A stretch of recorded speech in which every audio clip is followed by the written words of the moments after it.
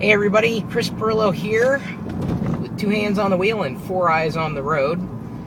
Hopefully this video will be coming out okay. I'm using my iPhone 4 for the first time in the car. And I actually have an iPhone 4 skin. I mean Apple bumper on it.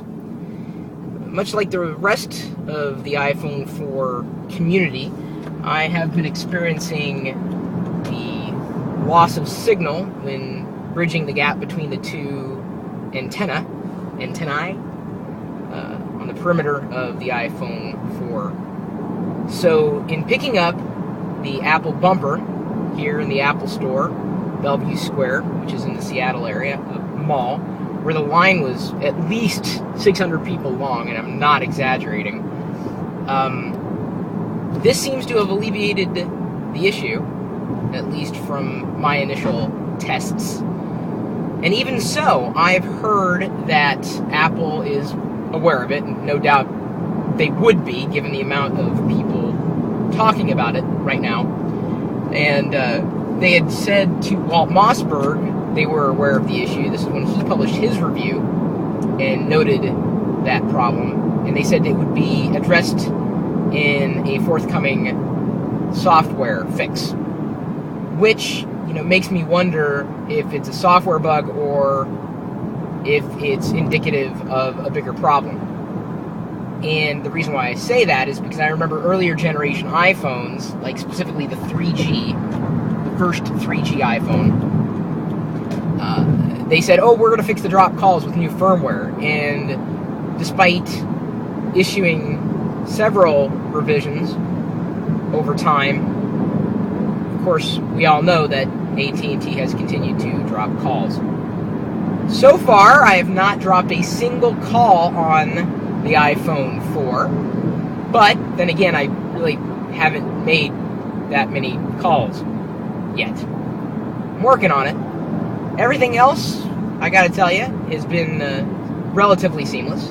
I live streamed from the Quick app today, and some people tuned in as they watched me drive around town looking for a really good iPhone case or a 4 skin, an iPhone 4 skin.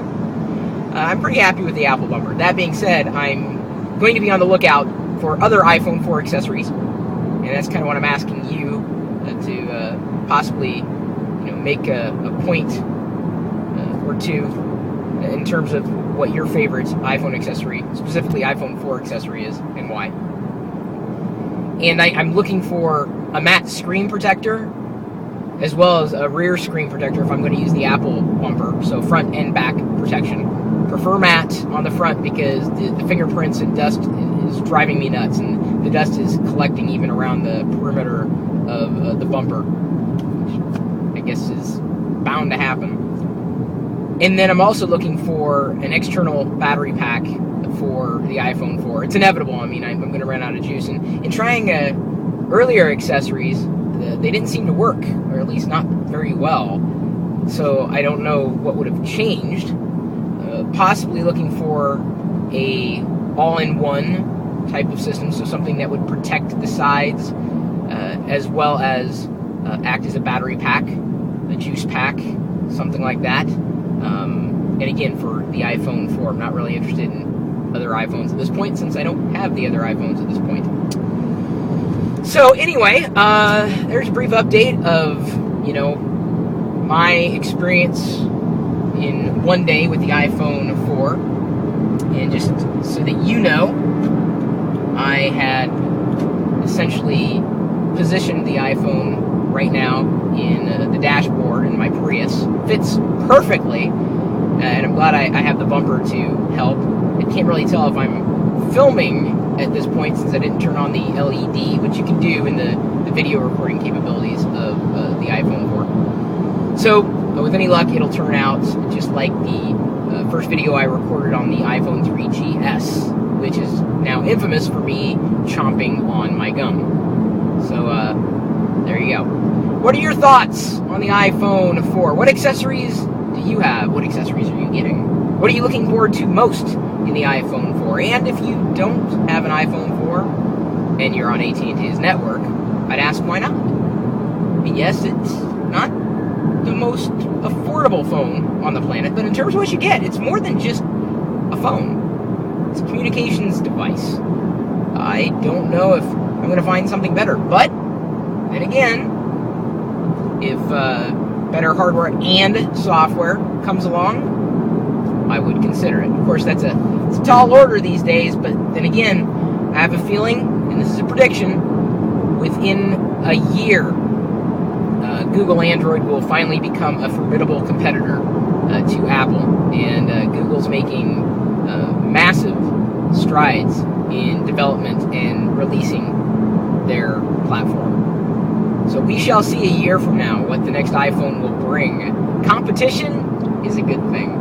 My email address, chris@perillo.com. Of course, you're more than welcome to leave a video response, possibly with you testing your iPhone video capabilities on your own YouTube account. You can leave a comment too. You can find me on my blog, chris.perillo.com. We've also got geeks.perillo.com, a creator community full of great geeks like yourself, possibly, where you can embed your own YouTube videos. And then we also have the lockergnome.net questions and answers service. You can find me on Twitter, @Chris Perillo, Facebook.com/Chris Perillo, or YouTube.com/Chris Perillo. And I've also got a live video feed, which you can pull up on your iPhone, iPad, or iPod Touch at pocket.perillo.com. And then we've also got the feed that's got the way where you can interact with it. Right now it uses Flash, so you wouldn't be able to use the iPhone and interact with the video that way. But if you're on the desktop and you want to have that full experience, or maybe you are on another mobile device that has Flash, well, then you're more than welcome to stop by the live video feed at... Oh, I'm sorry, I'm pulling out my... It's a mobile hotspot. I'm connected right now. Can't do that with an iPhone. Either way, you're more than welcome to join us in the gaggle of geeks, typically talking tech, 24 hours a day, 7 days a week at live.perillo.com. We'll see you later.